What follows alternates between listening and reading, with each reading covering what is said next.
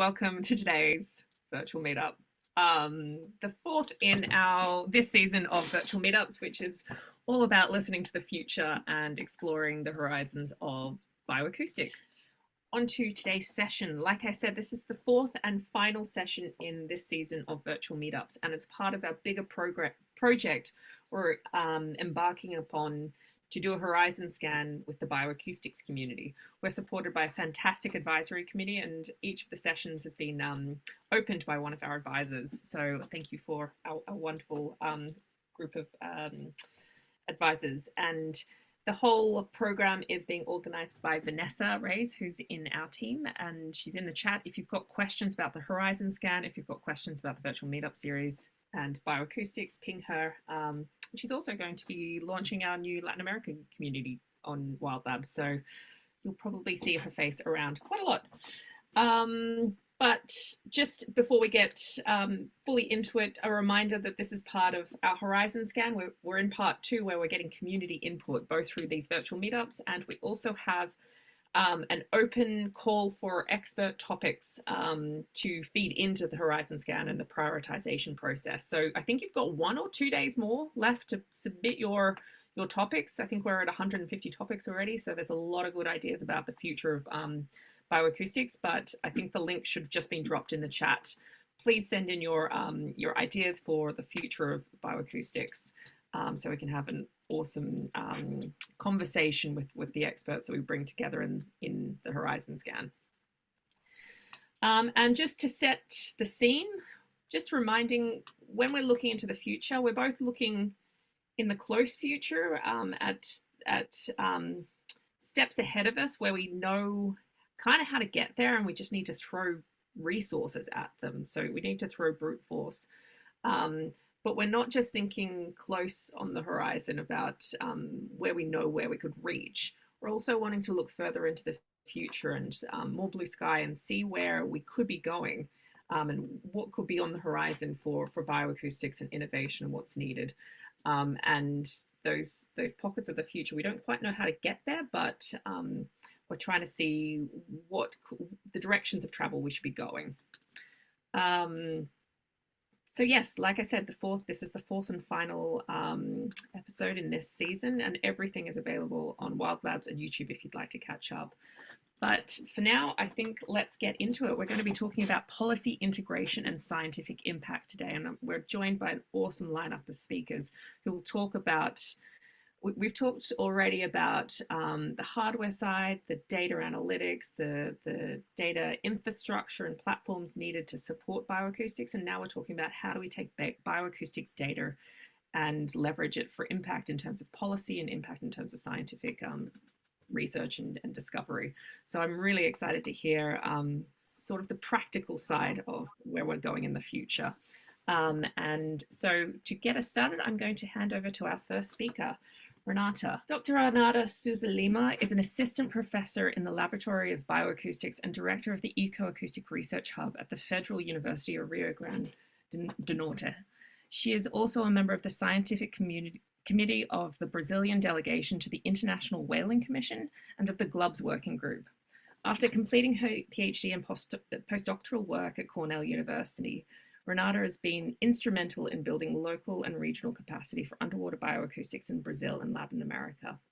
As a valuable member of our advisory committee for the Horizon Scan, she'll be introducing today's topic, policy integration and scientific impact. Do you want to take it away? Thank you, Stephanie, for the great introduction. Thank you all for being here today. It's very exciting to be here with all of you. I know that the lineup of speakers is amazing, and we're all going to try to connect sound science to policy. So I don't know if you guys remember this. Tim probably does, but for the folks that were born a few decades ago, we remember that the biggest game changer probably ever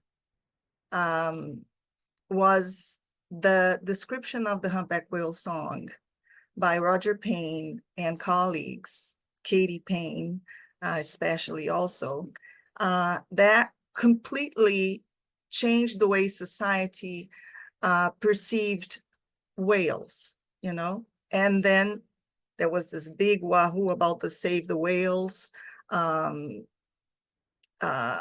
campaign, and it just turned out to be a policy changer because it changed the IWC take on whaling. And we have come from whaling to whale watching, from whaling to making value out of whales. And one of our speakers will talk about, you know, how you make bioacoustics information and knowledge into some sort of palpable value and credit that you can exchange. So we're going to be happy to hear about that. Just a little burp.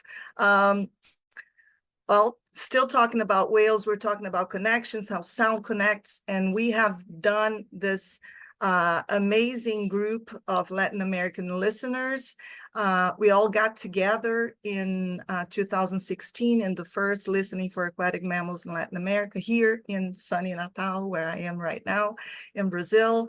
And then we decided to write a letter to the government, asking for the government to make accessible for researchers all of the passive acoustic monitoring data that is collected while people are doing their seismic operations. So a simple letter from a group of interested people got into the government and made it accessible. So anybody that wants to work or look or listen to that kind of sound can make an inquiry and get access to that sort of data. And that's when Vanessa Reyes, I first met her, and she actually won I think the best award for the entire workshop. So, hey, Vanessa.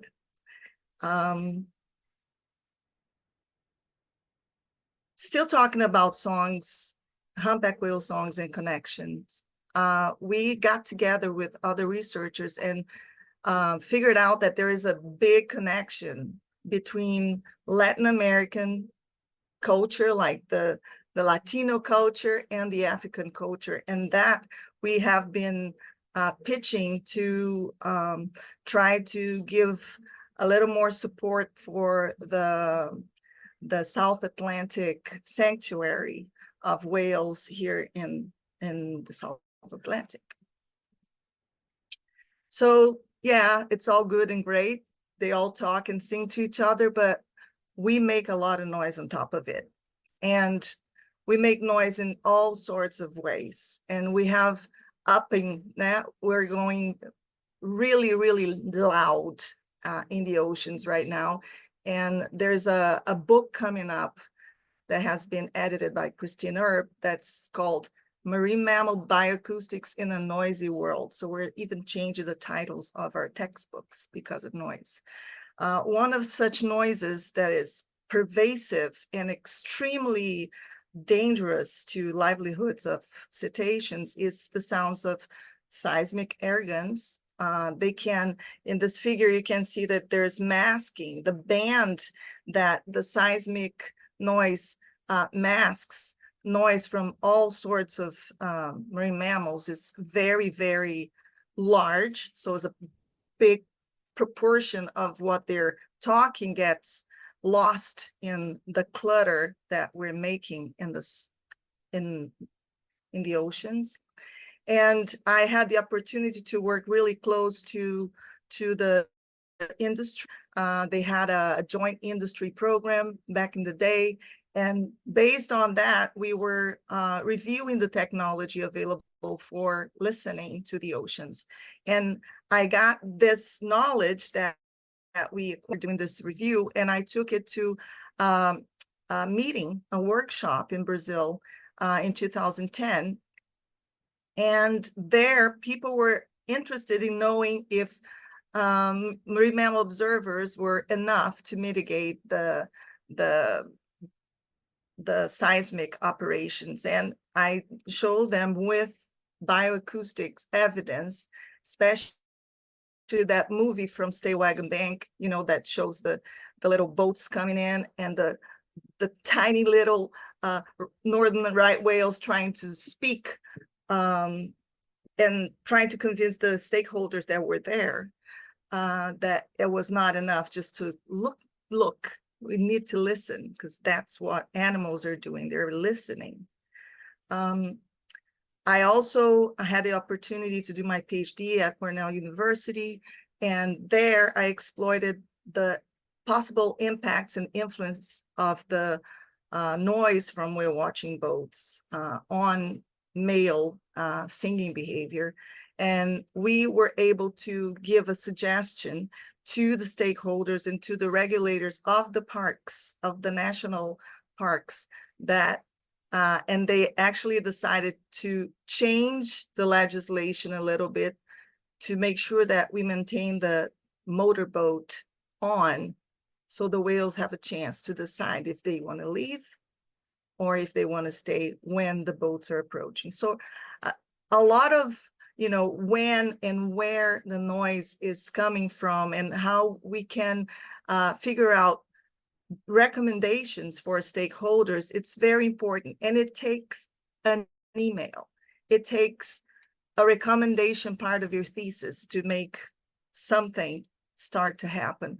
I have more recently made connections with the Navy and the energy and mining industries to better understand, how these animals are occupying the space in the Brazilian coast, what we call the Blue Amazon, and where there have been a lot of developments to plan for offshore wind farms, more seismic and platforms, and we don't know where the animals are yet. So we're working towards marine spatial planning based a lot on sounds. Now, just changing gears a little bit towards land, we have worked a lot with the impact of mining noise and the impact of wind farms on land as well. And we have been able to provide some sort of guidance as to distances from the company's activities, and also, and maybe more importantly, actually, to connect with folks from the National Standardization Institute to make sure that we have sound, science-based references for noise, not only references for humans, but references also for animals that have the same right to listen. And last but not least, I guess, connecting to ourselves, among ourselves, is one powerful thing. Just imagine if we all connect our ideas, like what Bioacoustics Horizon Scan is about, what powerful inferences we can make together. So with that, now we're going to listen to Christos, who is going to be talking about passive acoustic monitoring, revealing wildlife crime and levels of disturbance to improve the effectiveness of management of protected areas. I remember at Cornell, the first time that the elephant listening program listened to shotguns in their recordings of elephants, how amazing that was, and how that was a game changer as well. And people have profited from that from then on. Carly also presenting how bioacoustics research is progressing towards all sorts of frameworks, and to see also how advancements in biodiversity financing options can connect nature sounds to value of nature. And last but not least, certainly not least, Tim Collins addressing scientific and policy gaps relevant to mitigating underwater noise in the Indian Ocean. So thank you, and I'll welcome all of you. Wonderful. Thank you so much, Renata. You've got a couple of questions in the chat, so I'll direct you into the chat to pick them up. And I think Rob had one as well. But I'm going to move on to Carly, our first speaker. And Carly, while you get your deck up, I'm going to give a little intro. Dr. Carly Batist is the science outreach lead at WildMon, a non-profit organization that combines ecoacoustics, camera trapping, eDNA, and AI to deliver a comprehensive understanding of biodiversity.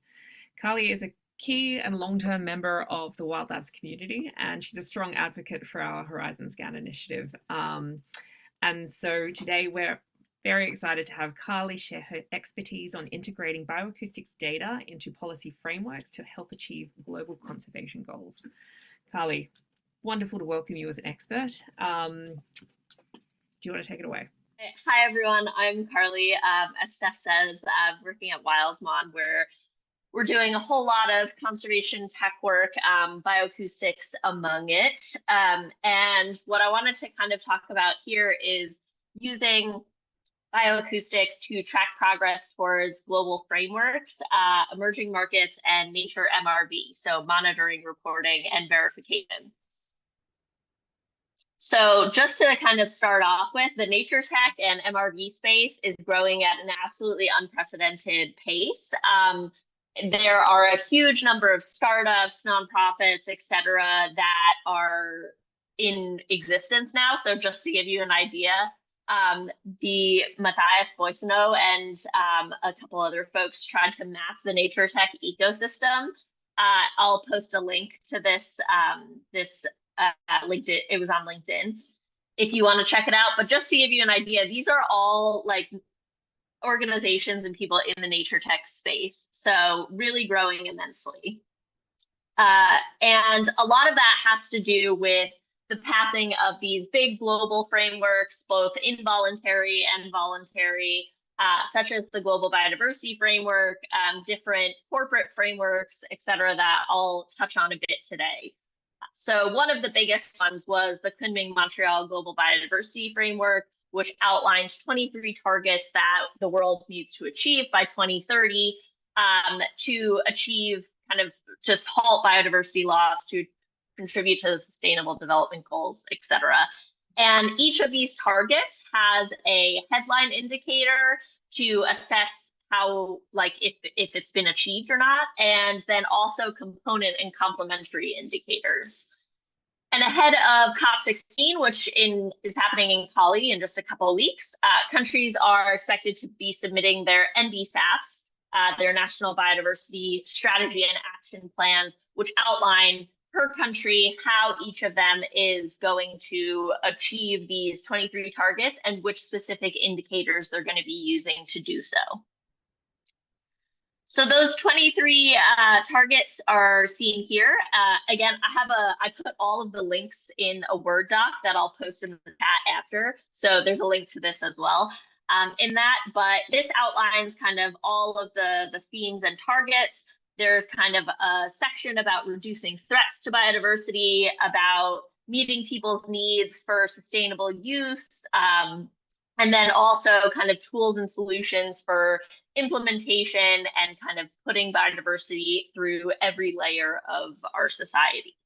So I'm just going to go through a couple and show kind of how bioacoustic surveys can be used to inform these targets and our progress towards them.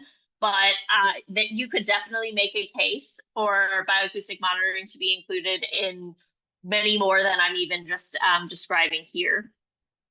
So the first one to note is target 2, which is the kind of lesser known 30 by 30, which is restoring 30% of all degraded ecosystems. The big 30 by 30 of conserving 30% is actually target 3. So we'll get there in a second.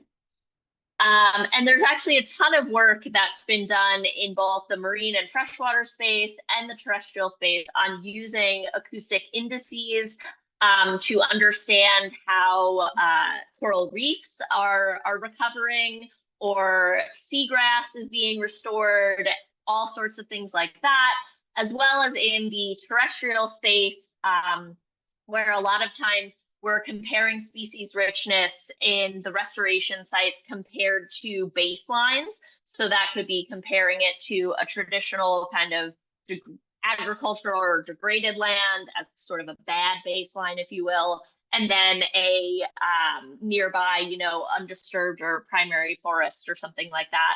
as kind of the baseline that you're working towards in the restoration process.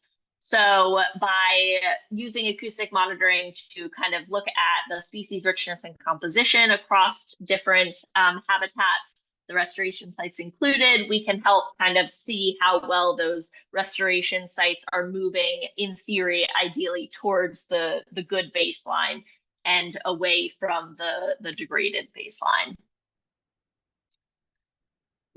Target 3, as I mentioned, is the classic 30 by 30.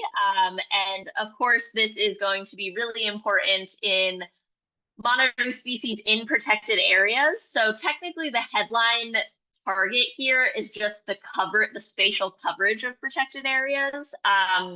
But there's a really important need to avoid paper parks here, which is where, you know, on paper it says that this area is protected, but actually on the ground it's not. So I think monitoring these protected areas is incredibly important, and also assessing priority areas to create new parks or reserves. So to meet this 30 by 30, there's going to need to be an expansion of protected area networks within countries. And so understanding where species-rich areas are to kind of prioritize where new protected areas would best fit is also really important. So using acoustic monitoring to look at things like species richness, composition, the presence of endangered or endemic species, etc.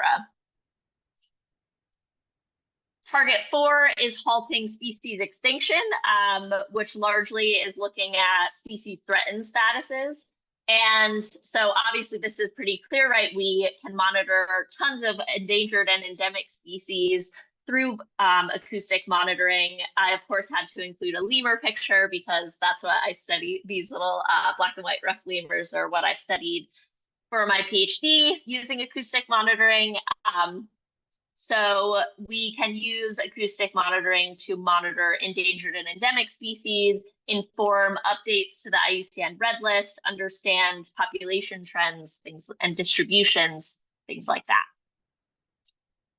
Target 6 focuses on reducing the introduction and impact of invasive species. And so again, there's many invasive species that we can detect with acoustics, and this has been done a number of times, a lot in islands, particularly with detecting the spread of invasive species across archipelagos. So a number of my colleagues, including Marconi Campos, did work on this in Puerto Rico, and we're continuing work on this now in the nearby US Virgin Islands to map the spread of invasive species.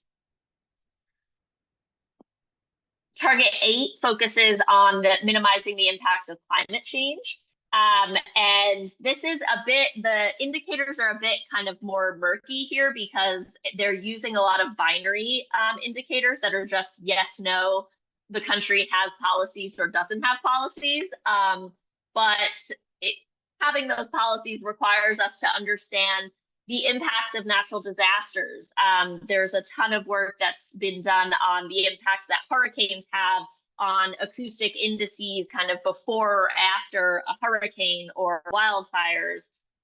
We can also use the species presence data we get from acoustic monitoring in habitat suitability models or species distribution models to try to see kind of how range shifts are going to happen with climate change. And to kind of help see how what areas will need to be buffered to accommodate for species increasing or shifting their ranges. Target 10 is focusing on enhancing sustainability in fisheries, forests, agriculture, things like that.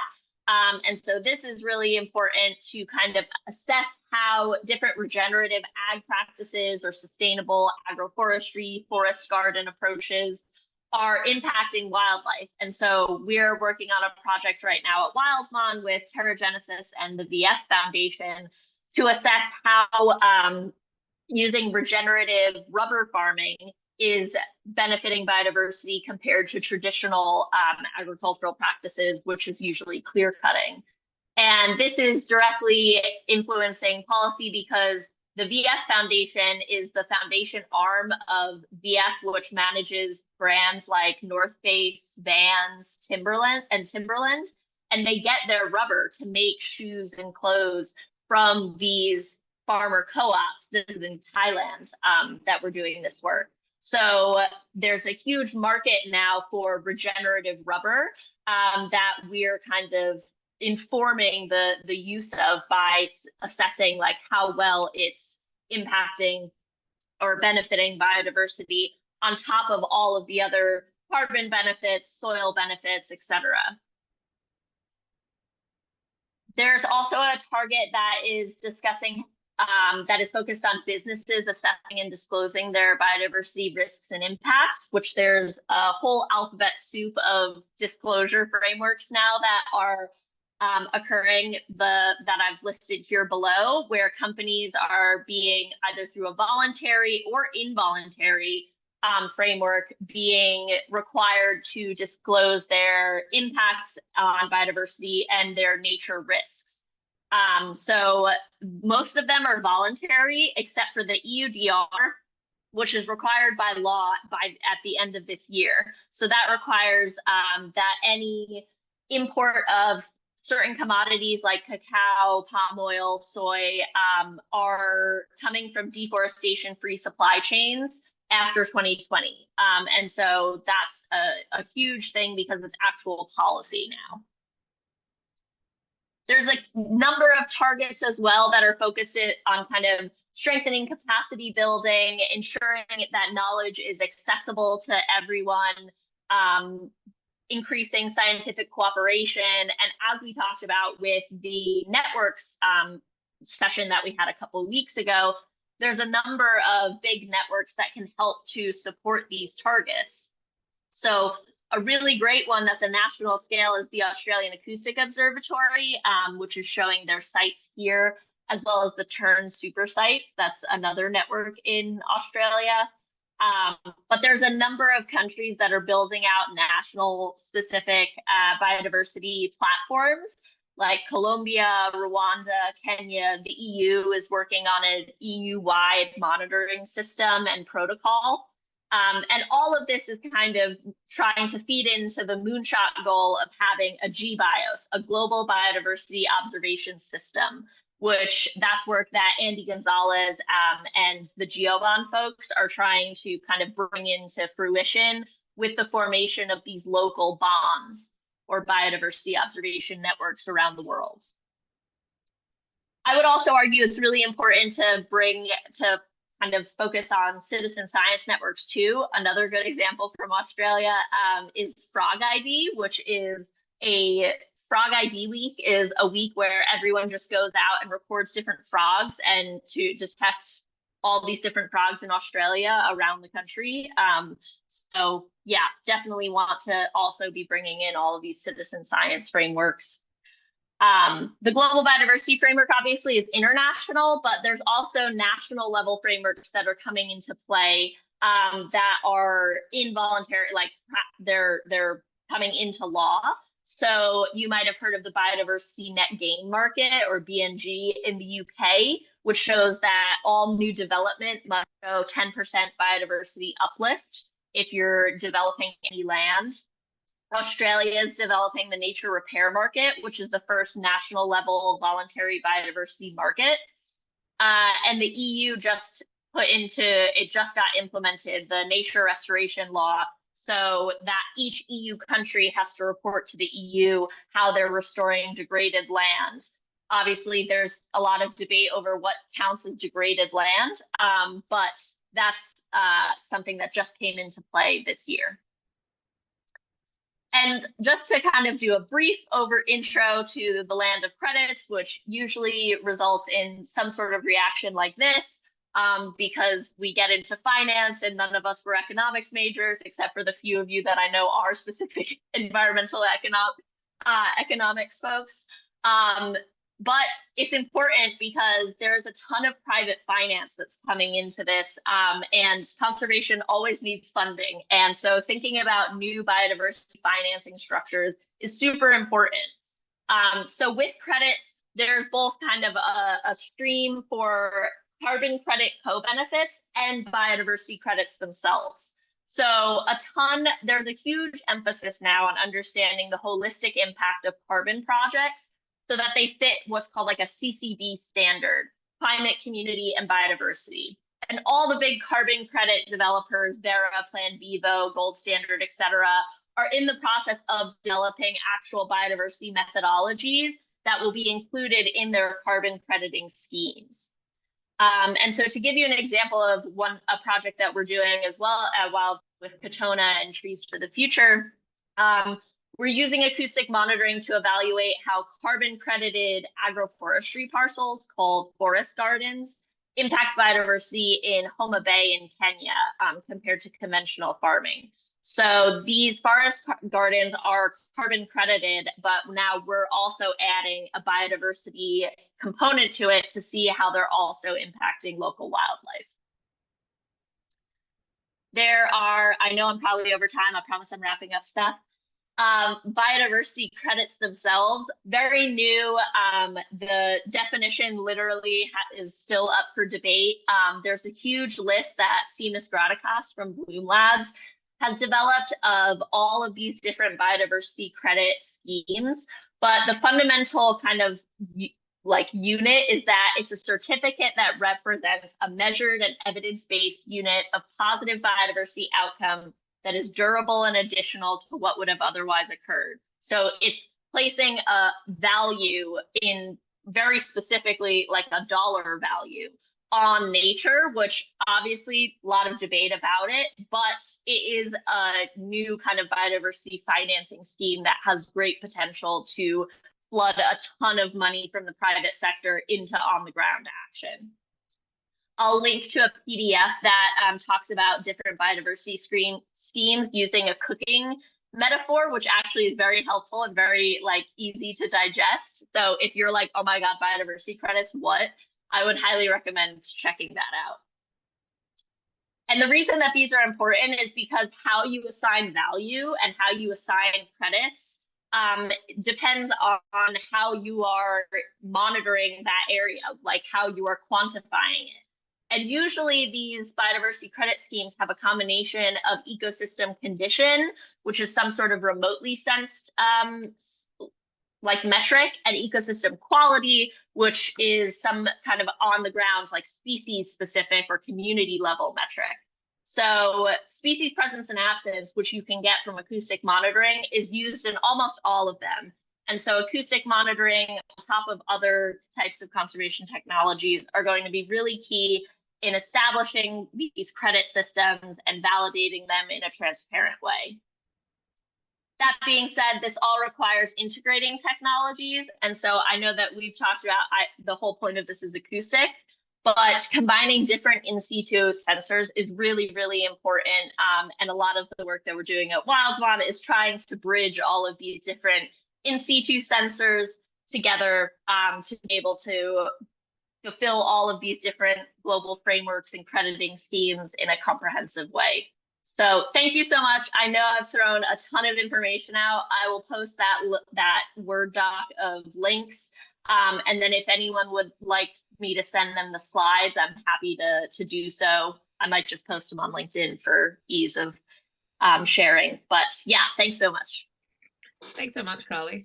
That was so interesting, and just I feel like we've been given a tour of biodiversity frameworks, and it was just such a great introduction to the policy side and linking across to on the ground impact.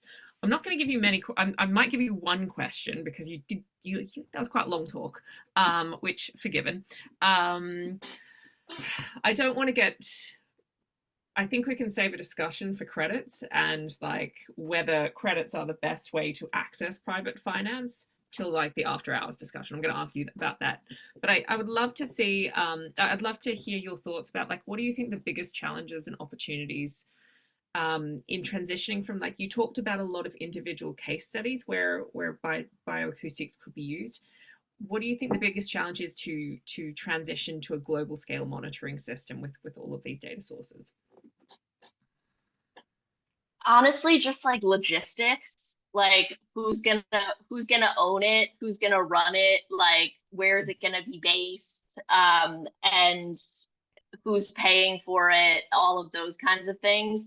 I think just like we have so much data, it would be like the data part and stuff isn't even like the hard part. It's literally just the logistics of like herding the cats of the proverbial cats of the world to kind of all get on the same page and decide on these these kind of logistical questions that I think is going to be the biggest hurdle. Awesome. Carly, I'm going to drop you into the chat because there's lots of questions and commentary happening. Thank you so much. And I'm going to move on to our next speaker, which is Christos. Christos, do you want to have a go at sharing? And if it doesn't work, Vanessa's going to be there. I will try. While you're trying, I'm going to give you an intro. So have a Sure. go. Okay. Dr. Christos Astaras is a wildlife researcher at the Forest Institute in Greece with a wealth of experience using passive acoustic monitoring to combat wildlife crime and improve wildlife monitoring across Africa, the Americas, and Europe. We've invited Christos today because his work has a strong focus on applied conservation, and he'll share his insights on integrating PAM into protected area management, reflecting on key lessons learned, and offering a vision for the future of this critical conservation tool. Christos, do you want to take it away? I will try. Thank you very much for the introduction, Carl. That was a great talk. I will be focusing a bit more sort of at the regional level rather than the global.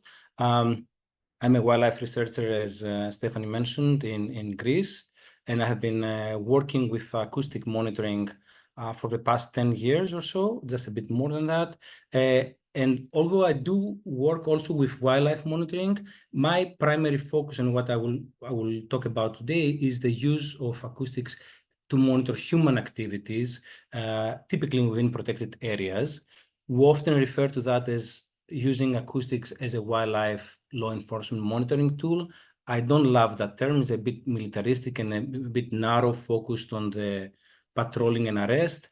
I think it's more of a tool for assessing existing conservation strategies and then feeding that information in decision support systems, whether these are from the very small, the level of part of a park to, to regional to national level. I think we all agree that monitoring should not be only about wildlife. It should be a bit more holistic. It should include elements that will help us understand patterns in wildlife populations, and that should include monitoring of threat levels, whether these are anthropogenic, like hunting, logging, or maybe disease, and of course, the effort we put into conservation.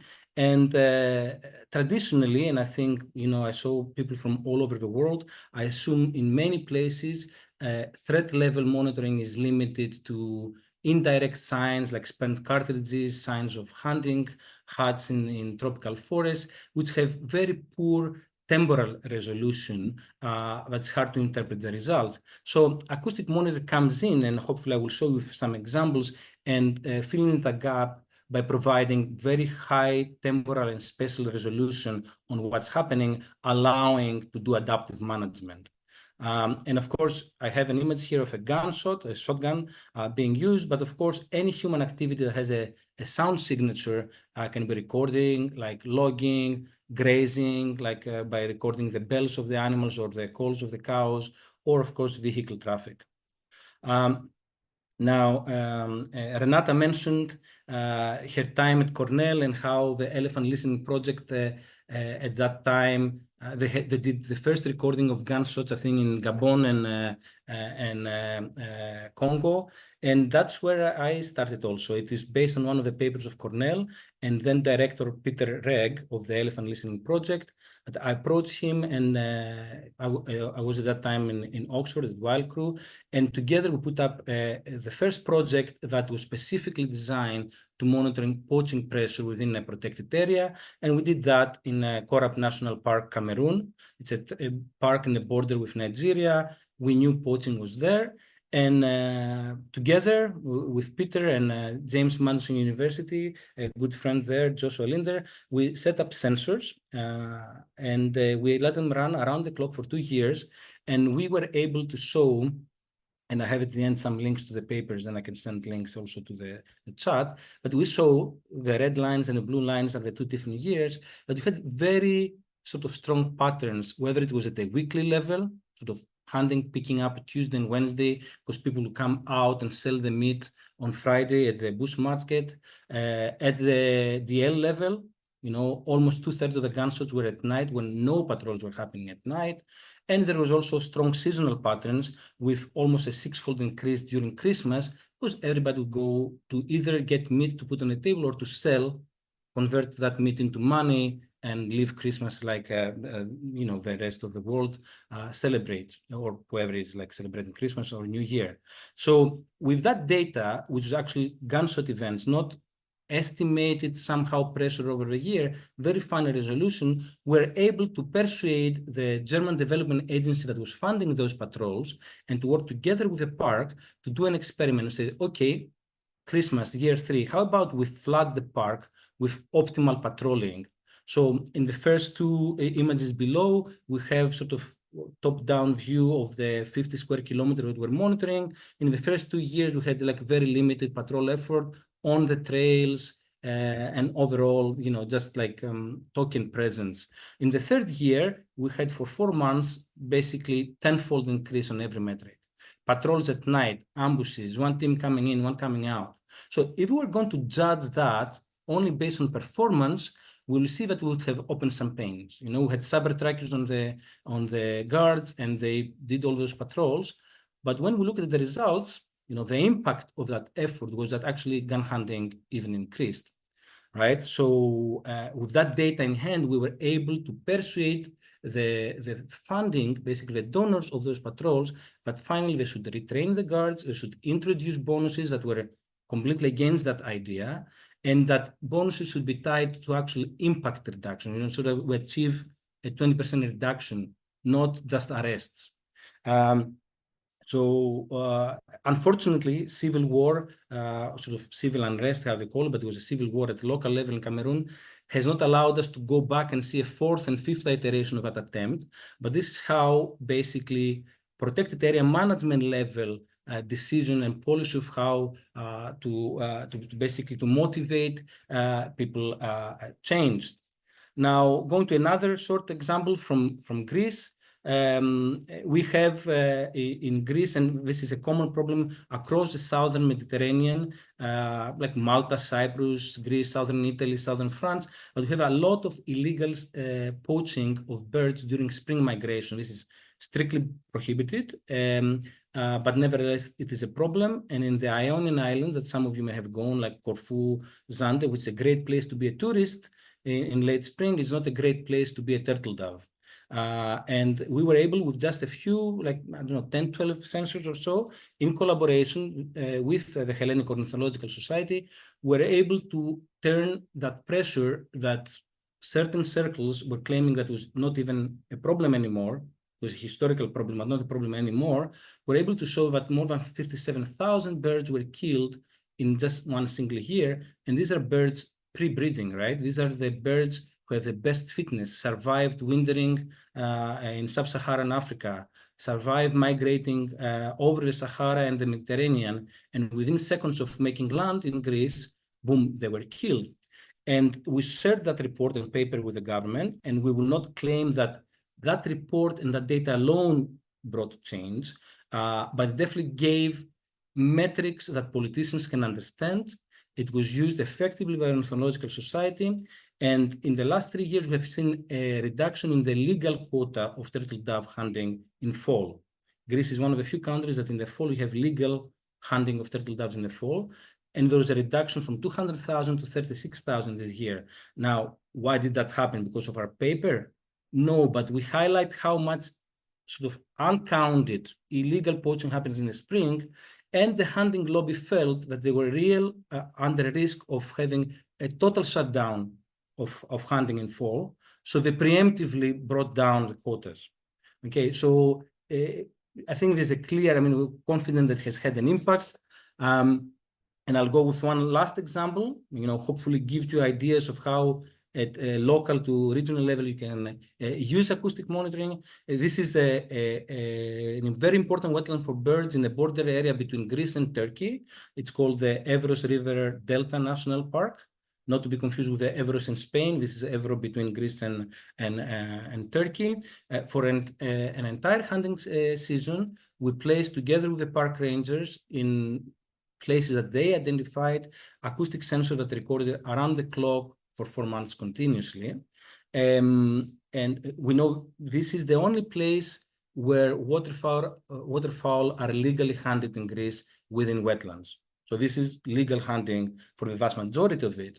And we found, okay, we were able to record 110,000 gunshots in just 8 sensors in 4 months. No surprises there. We knew this was happening. We were able to see, for instance, in an area at the bottom where no hunting was supposed to be, that place, was respected, and to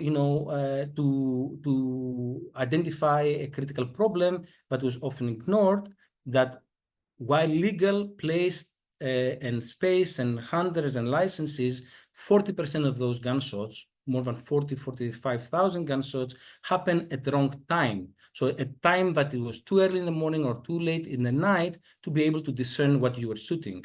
And when you have animals critically endangered, lesser-fronted white geese, there are 100 in Europe in one flock, mixing together with white-fronted geese that you cannot even separate them in the day. Imagine that at night it was a big problem. So already the park bought their own sensors. They are trying to adopt this tool. We'll see how this goes from this point onward. But just with 8 sensors, about 2,000-3,000 euros maximum, the cost of them, 200 euros in batteries and a month or so of analysis, we're able to provide very high resolution on activity patterns. This is a legal hunting, site, on risk for critical animals, even estimate the amount of lead falling in the wetland. And we're using that data because in Europe, lead shot is illegal in wetlands, and we're able to come up with, by looking at number of spent cartridges that were lead shot versus steel shot, we're able now to share data with the government and say, look, this is still a persisting problem. You need to work in basically implementing the law that has been passed at the European Union level. All this was done in a transparent way. The data is there. It's very important when you're dealing with hot topics like hunting, because you're affecting big interests. Okay, whoever has a doubt, here is 4 terabytes of data. Go and play with it and tell me that these gunshots happen at a different time.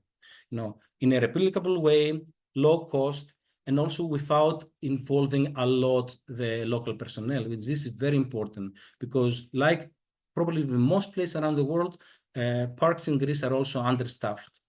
Now, if all what I showed you, these 3 examples from Cameroon and 2 from Greece, show that passive acoustic monitoring is such a great tool for human activities, why it's not popular? Now, I would say if you look at publications coming out, it's just like a handful every year or so that focus on this use of acoustic monitoring.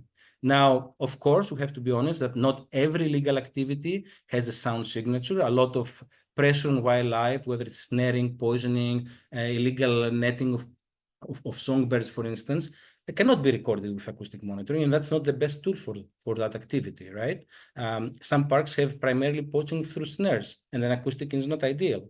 But the biggest problem has to do with the fact that acoustic monitoring is not adopted to be able to be used to influence policy. And why is that? We have to be honest, a lot of people are hesitant or unwilling, in worst case scenario, to see the truth. And that's not unique to acoustic monitoring. It's unique to anything that changes the status quo. It could be with camera trapping, it could be with something else. And why they're unwilling? Because there is, of course, concern of being judged. Being a protected area manager and coming and saying that there's like 45,000 gunshots that happen wrong time of the day and your game guys haven't done anything for it is a tough pill to swallow. Also, you are forced, when you know something, you are forced to act. And do you have the funds to act? Okay, yes, okay, is there money to send the rangers to patrol? Okay, and of course, let's not ignore the fact that there are pressures, lobbying pressures, whether it's like logging, hunting, tourism sectors that may influence the willingness to adopt this tool, let's say, at the national level. Another and second, and probably in many ways equally important problem is who is going to do the analysis. Okay, I know here in Wild Labs we're talking about a lot of advanced tools that is AI-based, is automated, but in reality, I work with tools which I call foolproof or idiot-proof, however you want to call them, but relatively low-tech and can be adopted today in the field. Okay, so eventually we get to the point that this problem may be phased out, but right now it's very much a realistic problem. And who will do the analysis? You need personnel who can handle computers, can pay attention to detail, remain in a site for many years if you invest in them, well-equipped, and most importantly, have the time to do the analysis, and that's the hardest part. Because the personnel who do this are typically the ones who would also do GAAS analysis, give talks, write proposals, and go to community meetings. Okay, so the parks cannot afford to lose them for a month to dedicate acoustic analysis to show the results that I showed to you. We did the analysis for those parks, but the success will be if the parks are doing that analysis, right? So our suggestion is that, and we have suggested that to Cameroon and in Greece, is that you should establish regional analysis hubs where personnel that are well-trained, well-paid, and maintained can quickly go through analysis and support 4, 5, 6, 7 parks. A lot of people said, yeah, that's a great idea, but when it comes to hiring new people or establishing such a lab, it doesn't materialize. Now, using, what Stephanie showed in the beginning, talking about horizon scan at the second level, funding those hubs and establishing them at the national or even regional, sort of like Central Africa level or Southern Greece level is important. We should also think that we need to invest in bringing acoustic monitoring training in the curricula of specialized colleges where we train the next rangers. For instance, there are such colleges in Africa where all the rangers of the country, let's say in Tanzania, pass through one place, or even like regular universities. And finally, we should focus on reducing the workload currently by increasing automation, the analysis.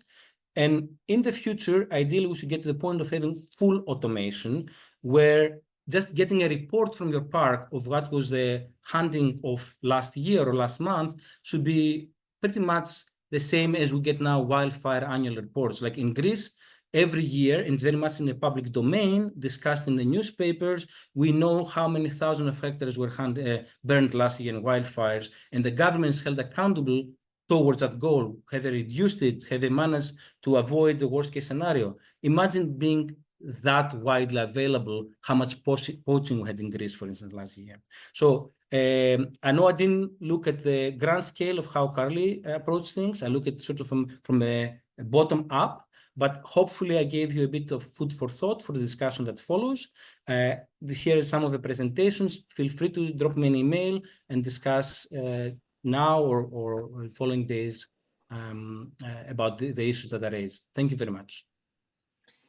Christos, that was fantastic. And it was just such a nice compliment to Carly's policy level presentation as well. And I think this topic, your presentation brought home why this topic is so important alongside the big innovation conversation and like, hey, where are we going? What's needed?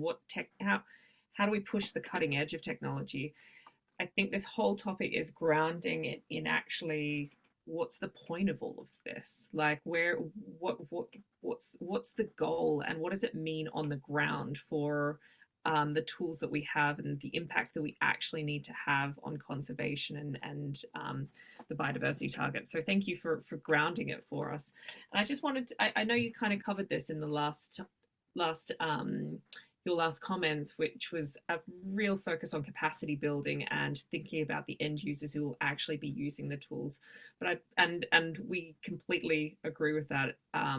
Even though this topic and this series is very much focused at the future of technology and innovation, I think 90% of our work is looking at like capacity building and actually meeting the needs on the ground as well, because that's what we hear so often from our community. It's a long comment to get to a question, which was no, but it's like, right on. I agree. I agree wholly with the comment. Yeah. yeah. And so I wanted to know, like, what tech development that we've kind of talked about over the last few days, but a few weeks, like, but what would have the most impact on the ground for you? Is it that real-time acoustic monitoring system? And if so, how far away from it do you think we are? Yes, I would say that real-time acoustic monitoring in many ways is a different tool. One is guiding responses now. Yeah. And the sort of the post hoc analysis, how I call it sometimes, it's sort of like the long-term monitoring. Real-time is invaluable when you have rare events, which are catastrophic, but very rare. So you need to act on that single gunshot on that mountain that kills, you know, that rare antelope, right? But we're talking about 110,000 gunshots over 4 months. I don't need that information pouring in. You know, I know it's happening, right? So these are two different tools in my mind. The sort of the automation of collection of the data to, let's go to a server, you know, if we can sort of through satellite data, GSM network, bringing in the data to be analyzed, or having on-sensor analysis of gunshots and then sending the detections for long-term monitoring, I think that's where it's to go. There have been some attempts on that. We have tried a little bit in Greece. I think in the next 2-3 years, this thing, you know, with people working on it, will be ironed out. But in my opinion, automating the analysis would basically answer the question of who will do it. Right now, we impress people, but we are almost like consultants. I'm a researcher. I want to get this, to persuade people. I want to go to the next task, work on something acoustic or non-acoustic. I don't want to be hired again and again to do the analysis for people, right? We need to persuade them, adopt it, and then to be able to be confident that they're using it correctly. Right now, if you allow them to handle it without being very carefully, then they will introduce a lot of biases, you know, because still there is need of people clearing the fault detection stuff. If we get to the point of having almost perfect detectors, then automation, you know, will almost completely skip human element, and we'll get to that sort of, you know, how I call it, blue horizon, third level horizon scan, where it would just be pouring, like, what is the weather today and what was our handling pressure last 3 months? Oh, we need to work on that. Okay, so it's doable, but we're not there yet. Okay, cool. Renata, did you want to jump in? I saw you getting very excited in the chat, responding to what Christos was talking about. I will look into that, yes. We do have one more speaker, so you can have a comment, and then I'm going to move on to our last speaker, then we can have a discussion. It's just a comment. It's this capacity building thing that it's starting to get under my skin a little bit, because we all talk about capacity building, right? What is capacity building? It's the metaphor of, you know, you don't fish and give the fish, you teach how to fish. You need to provide resources so people can actually, it's very easy to go and learn, you know. People everywhere in the world, in third countries, developing countries, are smart, you know, and they understand exactly how to do stuff if with good training. But then they get home and there's no way to use it because they don't have the resources. Yeah. So just to give a little of thought, food for thought. That's all. Sorry. Thumbs up. Could not agree more. I feel like it's a good opportunity to drop in a link to our awards program, which is directed at increasing accessibility with resources to be able to buy technology and develop technology. That'll be opening again soon for applications. Okay, Christos, thank you for a fantastic presentation. Love that we've already jumped into discussion. I'm going to pull it back and go to our final speaker before we bring everyone back. So Tim, I think you're up next. Tim Collins is a cetacean researcher at WCS in East Africa, Madagascar, and Western Indian Ocean. Tim is the Africa coordinator of the IUCN Cetacean Specialist Group and a long-standing member of the International Whaling Commission's Scientific Committee. We invited Tim along today because of his extensive experience collaborating with diverse stakeholders, ranging from capacity building in local communities to working with the private sector on reducing underwater noise and engaging governments on critical policy issues. Can't wait to hear what your perspective and hopefully get into a bigger discussion about capacity building at the end. Tim, do you want to take it away? Well, thank you very much for that, Stephanie. Can you see my screen, first of all? Yep, you're good. You're good. Okay, good. So we'll just say, Renata, we don't give them nets anymore. That's just not, we don't do that. So give them gear, but not nets. So yes, excuse me. So I live and work in the Western Indian Ocean. I mean, I've spent a lot of time working in Africa, including Gabon and Congo. It's really nice to see those talks, Christos. And I moved to Kenya from Congo in 2016, 2017, and I was fishing around for opportunities. And so something that came across my radar was this new port project in a place called Lamu in northern Kenya. And Lamu is a very sleepy, beautiful, very traditional island with lots of, it's like Zanzibar in miniature, if you like. And it just seemed like a completely crazy idea, a terrible place to put a port.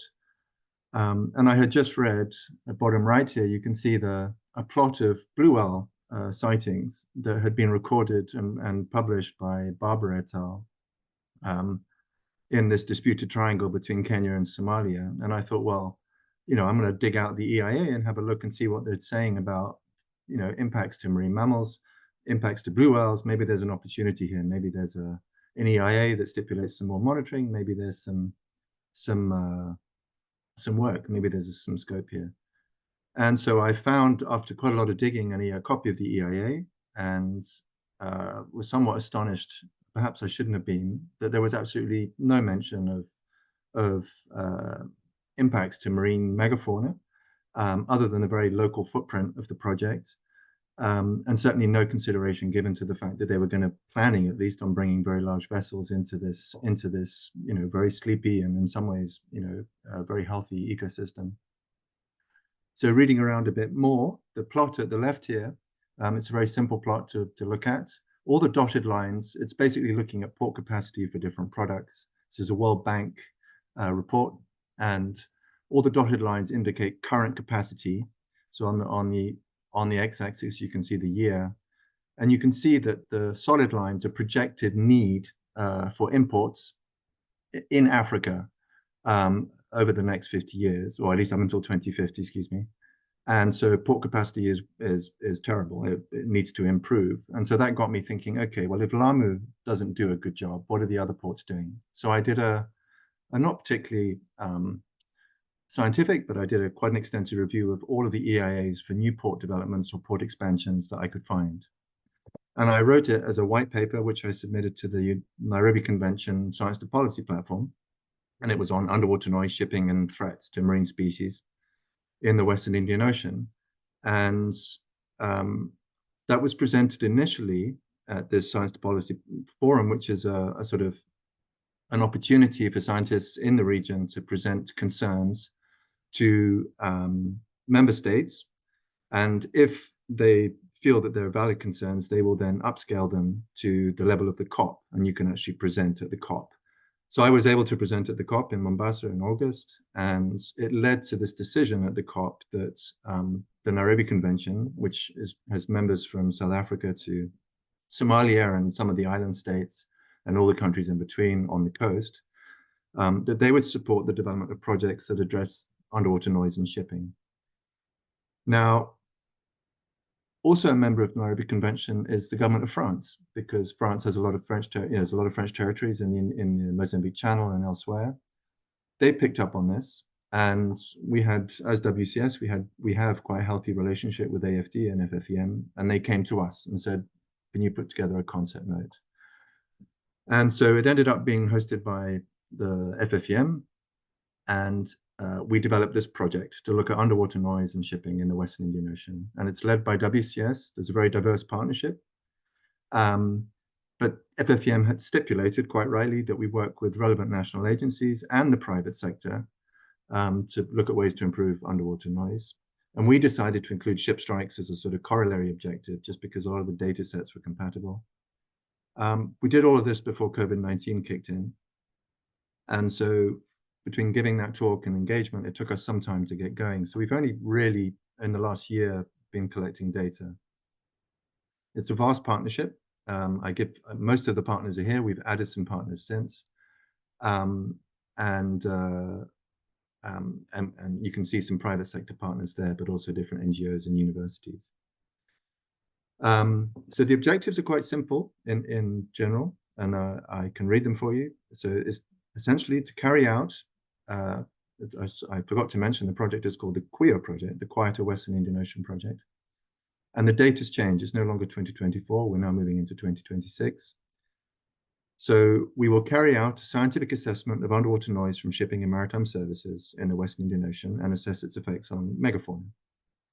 But the second part of the project was to identify mitigation options in partnership with the private sector and relevant authorities. And the idea being that we would identify practical mitigation measures and then work with those partners to actually try and implement them, knowing full well that that's not a simple ask. So the blue line indicates the sort of EZ of the Nairobi Convention states. And we, after doing an initial review, we decided that we were going to focus on these big red boxes. And so that encompasses, those areas encompass quite a few states. And so we've worked quite hard. This is one benefit of COVID, was we had lots and lots, endless Zoom calls. And so we were able to establish MOUs, if necessary, in Tanzania, Zanzibar, with Madagascar, apply for permits, secure permits, including with Mauritius, which can be quite challenging. We were also able to engage the private sector, shipping sector. So as it's a French-funded project, we had a sort of supported access to a group called the Armateurs de France, which is a big French merchant marine shipping interest group. And through them, we were introduced to a bunch of shipping companies that were keen to have operations in the Indian Ocean. They were keen to participate in our project. We've been in touch with other shipping companies as well, but currently we're focusing on these three. And then also port authorities, particularly in Port Louis in Mauritius, Grand Port in Reunion, and then also the port of Maputo. So I won't read this all through, but the objective one, so looking at species, is relatively simple in its formulation. We're going to develop distribution models of species using existing data, collect new data if we can, particularly with PAM, so with underwater microphones, hydrophones, and then to combine all these data sets as best we can. And there's obviously lots of caveats with that. And then use those data to assess underwater noise and ship strikes. And so for underwater noise, we are using fundamentally a model called QANOPS that's developed by our partners at Quiet Oceans in France. And that model is built with AIS data.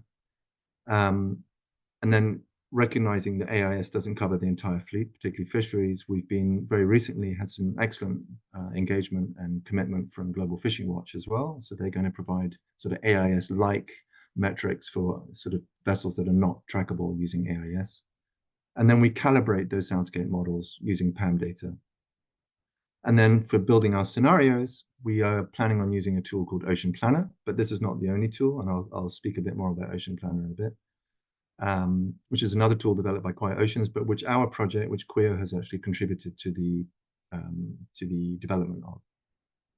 And then, of course, because we have access to AIS and these other data sets, we can look at collision risks. And also, we are looking at, we hope to, one of our PhD students will be looking at receiver levels of noise along the path of migrating humpback whales.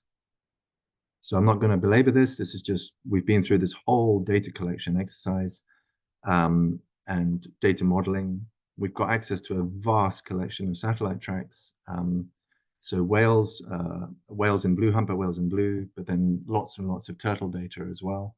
And then using those, I should actually carry on. We've got a whole bunch of hydrophones as well in the water. Some of these are ours that we've deployed or are planning to deploy. Others are deployments from previous projects that we have access and the data we have access to. On the right is work being conducted by Sal Sergio, one of our partners on the project. And Sal, a few months ago, sailed across the Mozambique Channel deploying units, and he's about to do it again in the opposite direction, picking them up and servicing and dropping them again. The red dot is the red circle is the Davy Ridge, where we weren't able to deploy, but we're hoping to deploy again. And just to go back, you can see that where the shipping lies. So the main Southeast Asia via South Africa to South America route passes by the Mascarenes, so Reunion and Mauritius, and then there's obviously a route, less traffic route, through the Mozambique Channel. And so based on all this, we put it all together in part of our data exploration, and we've since refined the areas that we're going to be looking at. And I should point out that Ocean Planner is a computer-based tool, and it doesn't like odd shapes. So all of our areas of focus now are rectangles. So within that project, recognizing that has quite a heavy focus on large vessels and fishing vessels that can be detected from space using satellites, we looked quite hard for an opportunity to look at small boat traffic as well, and the potential effect small boats were having on marine megafauna. And as luck would have it, partners Globis and Reunion led a project called SCANAR, which is looking at the co-occurrence of vessels with shipping. And amongst that work, they were able to outfit a whole bunch of small boats, whale watching boats, with these very small GPS units. I got used, they're very cheap. And so as part of what we're doing within IQOE is to reanalyze all of that data, but to overlay it on soundscape maps. And then using the Ocean Planner tool, which is a tool that ingests soundscapes, it ingests distribution models, and then you then give it some management scenarios that it then computes. Using Ocean Planner, you can actually compute the costs and benefits of a particular management suggestion or management option. I would love to talk more, but I'm trying to keep it within 10 minutes. So the second objective obviously was focused more on how we actually use all these data and all of these efforts to influence behavior of ships and shipping and policy in the region. Just before I carry on, I want you to look at the plot on the top right, which is the light blue line is traffic in 2023 to 2024 in the Mozambique Channel, so traffic moving through the Mozambique Channel. And the dark blue line above it is what's happened since November 2023 and now into this year. And it shows this almost 50% increase in traffic through the Mozambique Channel that is entirely driven by the attacks of the Houthis in the Gulf of Aden and southern Red Sea, that has had a great effect on the behavior of shipping in this region, which sort of, for us, greatly emphasizes the need for a project of this kind. The plan for IQOE is that we are directly supporting that strategic plan of the Nairobi Convention, but we've also had, just through constant engagement with other regional bodies, we've become associated with other projects, including SCOR is a French agency that manages security within French territories. They have developed ship strike models and collision risk models, so vessel-to-vessel collisions for the Mascarenes, and they're currently doing it for the Mozambique Channel, where they have many islands and really quite a large EEZ. And then TAF, which is an agency that manages French biodiversity in French territories, has also come to us, and they have built in what we are calling a IQOE2 component into their latest EU funding project. So you can see here on the right, our box covers more or less the northern Mozambique Channel, and what TAF are proposing to do is to bolt on the southern half of the Mozambique Channel, so create another box here. Another platform that we're looking to support is something called the WIO Symphony data platform, which is hosted by the Nairobi Convention and built by, essentially funded by the Swedish government as part of an aid package. it has multiple data sets in it, multiple layers, and it was built as a tool to aid marine spatial planning in the region. The other thing that we'll be doing in partnership with the private sector is actually conducting some URN measurements, underwater radiated noise measurements, and that's where vessels by the companies Ponant and Socotra have been lent to the project. And together with partner agencies in Réunion and Madagascar, we'll actually go out and conduct URN tests with them. And this is supportive of projects under IMO. So there are many different mitigations options for underwater noise, and I won't belabor you with those here, but we are planning on at least identifying what those might be. We're also planning on making the private sector aware of what the options are, and then there are plenty of occasions where voluntary measures are being implemented, for instance, around Sri Lanka. So the practical outputs, all shipping companies are looking for costs and benefits. And so part of what we will also do is look at consequences for climate change gases with respect to our planning, our route planning exercise and our speed restriction exercises. We are developing practical guides for dissemination, and then we're using practical applications of tools like Ocean Planner. We are actively involved at IMO and the International Whaling Commission. And then, of course, we are actively involved in regional IGOs. And just, if I can, Stephanie, I'll just quickly, as Christos did, just talk to your horizons.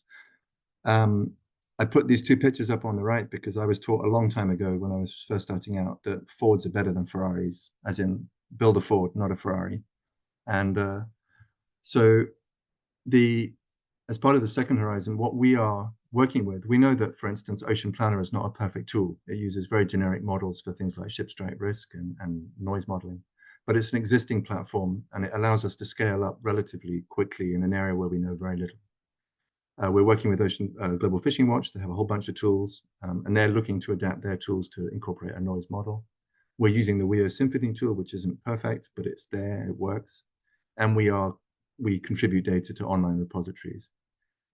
The third horizon, so how we actually move forward, is to radically improve awareness and capacity. And I'm very mindful of what Renata said about capacity building. I also react instinctively to the use of that phrase.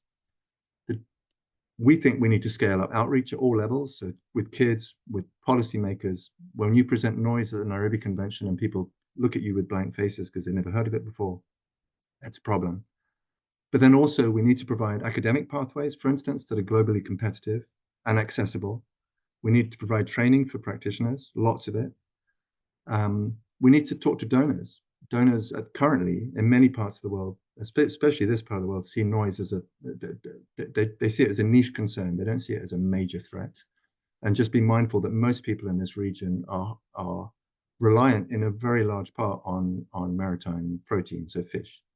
And then we need data. We are really struggling, actually. I showed you all those lovely satellite tracks, but we are suffering for data.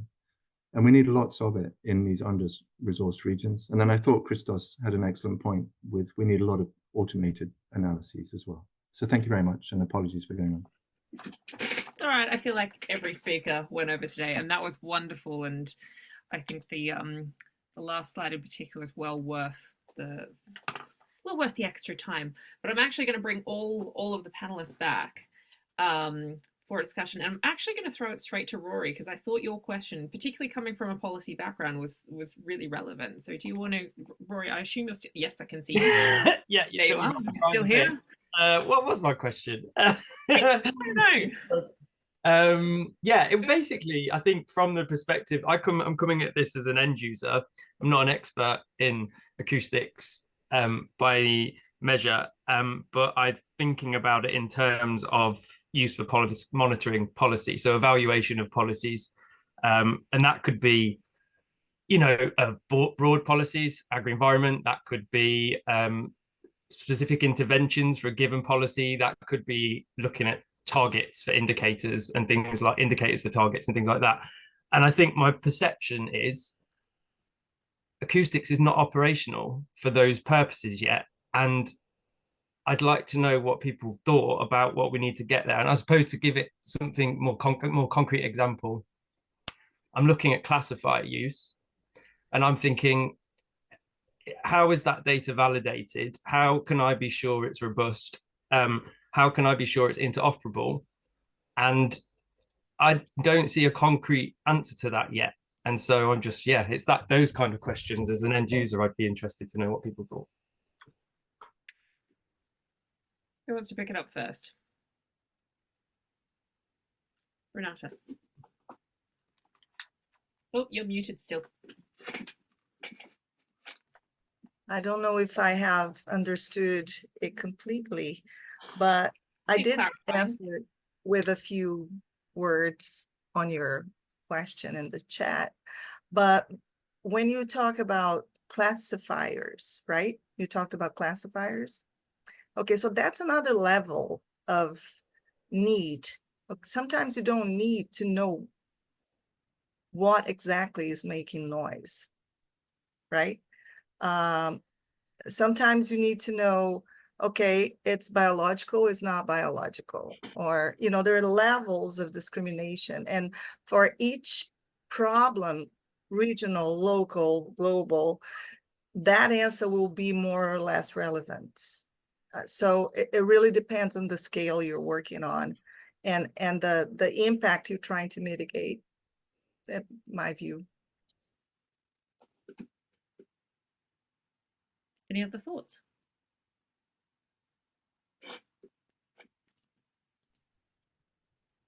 I mean, I guess it comes back to kind of what Steph was talking about like what it would take to have like a global biodiversity observation network. And if you were that would require kind of the standardization that I think we're always touching on, and everyone to agree on some data format, metadata format, etc., that all of this data was getting fed into. So I mean, yeah, to see that like GIOS kind of moonshot achieved, I think, yeah, we'd have to, that's one of those like logistical questions that I was like talking about, of how it would be structured, who would be structuring it, who would be maintaining it. But I would say it's not unique to any conservation tech has the same problem. Like, it's not unique to acoustics. It's not even, I mean, even look at BNG in the UK. I mean, we can't even figure out how to like standardize that. So yeah, I think it's a problem. I don't have the answer, but it's, I think, a problem across all kind of conservation technologies and MRV strategies.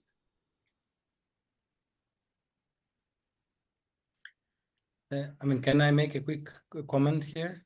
Just because I like small, you know, not that big is not important, but for instance, in this case, small would be Australia. You know, they have the observation network at the national level. Let's learn at the national level at that scale. Let's nail it down. Let's find out what has worked, what has not worked with such a great project. And I think similar projects, you know, I think Renata mentioned that a lot of similar projects are sort of in the works in Colombia and US and stuff. And once we get it really working at sort of middle scale, if middle scale is Australia, you know, then we can think about global. That, you know, I have this approach. Maybe I'm not visionary enough, but I want to make it work solidly at certain level and then expand. Otherwise, it can get costly and not necessarily always effective, you know. Anyways, this is my quick thought. Renata? Just to give an example, Christos, vessel quieting, it's a global issue, you know, and I have been sitting on discussion fora about noise quieting since 2008, 2007. And the technology is there. It's political will. Voters being sensitized and convinced that that is an issue that needs to be addressed, just like what Tim said. It's not a niche, you know, noise, plastic, it's all over the place. And it impairs and jeopardizes really important ecological processes that our survivalship, our food is based on, like pollination, for instance, you know. So, I mean, agree. there are global issues, and there are these scalable problems that you can, you know, you have to sort of try to tackle it in every level.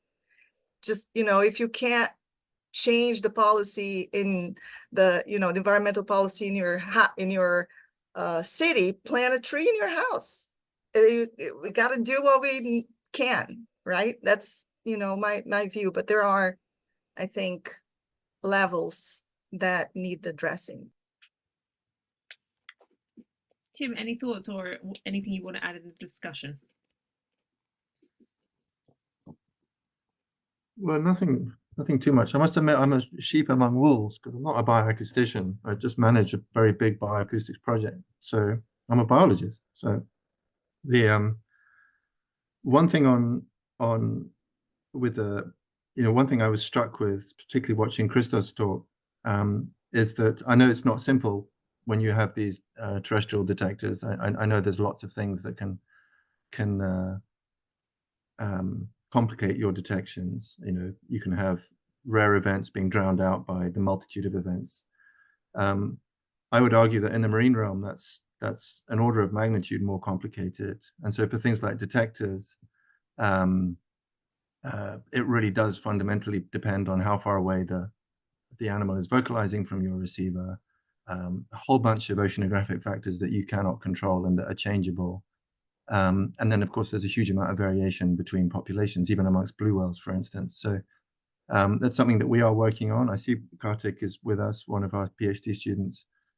So that's part of their project, is actually to come up with these detectors. But, you know, essentially, it is a bottleneck. I think it was one, I can't remember the word you used, Roy, but it was you know, the idea that we need to automate a lot of this in order to make it more efficient and more usable, scalable, is critical, I think. So we are collecting terabytes. I know, because I've just bought some hard drives. We are collecting terabytes and terabytes of data, and we are trying to, you know, there's a few of us. It's a bit like a few of us trying to drink at a fire hydrant, and and so this has been something that we've been not struggling with, but it is something that we are very conscious of. You know, this is something that we have to correct moving forward. I'm going to wrap the discussion and the formal session up here because we're on the time limit. But if anyone wants to stay around, we always have an after hours chat where we can go deeper into some of the topics. So just opening the invitation up if anyone has time to stay around to join the discussion. But if you're on the recording, I'm sorry, you're going to have to go and miss that. But I think my final comment is that it's so interesting to me that every type of whenever we hold these sort of events and these sort of big picture conversations, looking at the future and looking how technology is working, how it's not, what challenges and opportunities there are, every single time we find that the conversation doesn't center on what the technical developments are needed. Like there's always a bit of conversation about, okay, yes, here are the analytical and here are the hardware challenges that we have, and like we need to improve these things. But really, conversation so often switches to the big picture collaboration people side of technology, and we hear it again and again. And the conversation we've had briefly here today, I think, has just echoed that that same trend. And so I think wrapping up this series and opening up into the new stage, which is into the horizon scan, it's going to be interesting to see how much we focus on the technical developments that are needed with bioacoustics and how much of the conversation is really focused on the collaboration, the infrastructure, all of the enabling elements that are actually needed to really realize the full potential of bioacoustics and other technologies for the impact they could have on conservation. And so, yeah, I think that's my last thought. And all that remains is to say thank you so much to all of our speakers today and throughout this whole series. And thank you hugely to Vanessa, Talia, and Alex for their work organizing this full series. And thank you to the Moore Foundation for the support to put it on. and for all of you for joining us and bringing so many ideas into the chat and bringing so much conversation and debate along. And it's just been a joy, and we'll see you all next series and next event or on Wild Labs. So thanks everyone. We'll speak to you soon.